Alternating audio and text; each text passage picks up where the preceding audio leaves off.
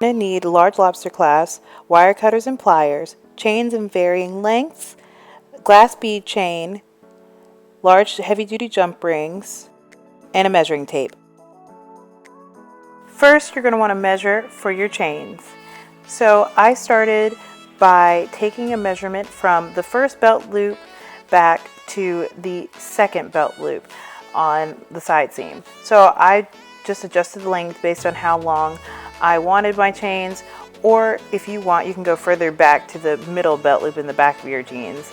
But I'm sticking with the first belt loop, and my measurement is about 21 inches long. To start, you're going to need 30 inches of chain, your clasps, and some jump rings.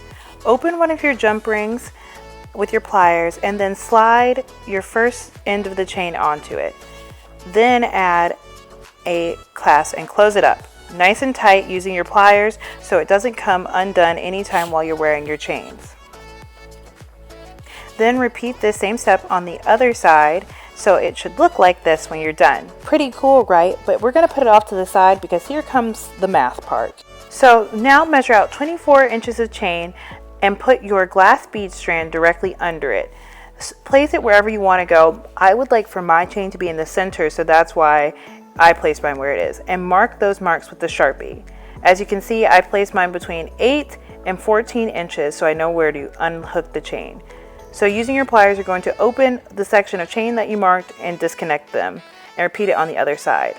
Then to attach the glass beads, you're going to remove a glass bead so you have an open jump ring, and then attach that jump ring to your open end of chain, and repeat that on the other side. Once again, make sure you close it up nice and tight so it doesn't come undone while you're wearing your chain. So once you close up your jump rings, this is what your beaded chain strand looks like.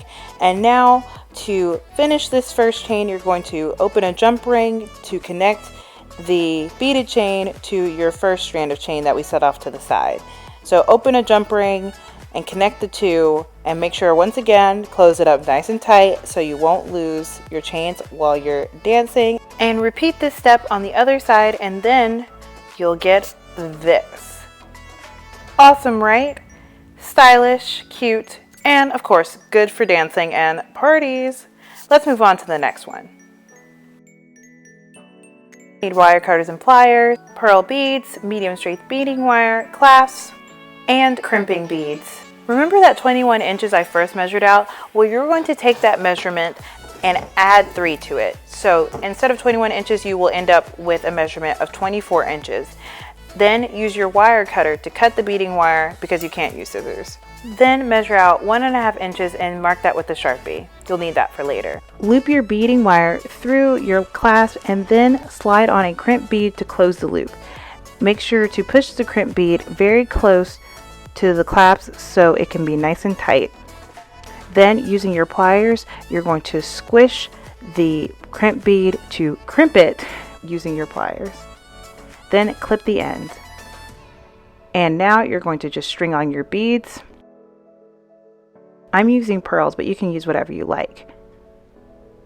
So now I've gotten to that little black mark, and I'm going to add my last bead to complete the strand. And now you have some excess so you can create the other loop for your clasp. So repeating the same step as before, you're going to loop the beading wire through your lobster clasp, then slide on a crimping bead, pull it nice and tight so that the wire and the bead meet at the bottom of the lobster clasp, and finally crimping it closed to finish your pearl chain.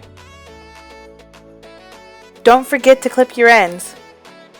Thank you guys so much for watching. I hope you enjoyed this super fun tutorial. It was a lot of fun to make, and I hope you enjoy it too. Don't forget to love yourself, enjoy your life, and this is Natalie D logging out. See you next time.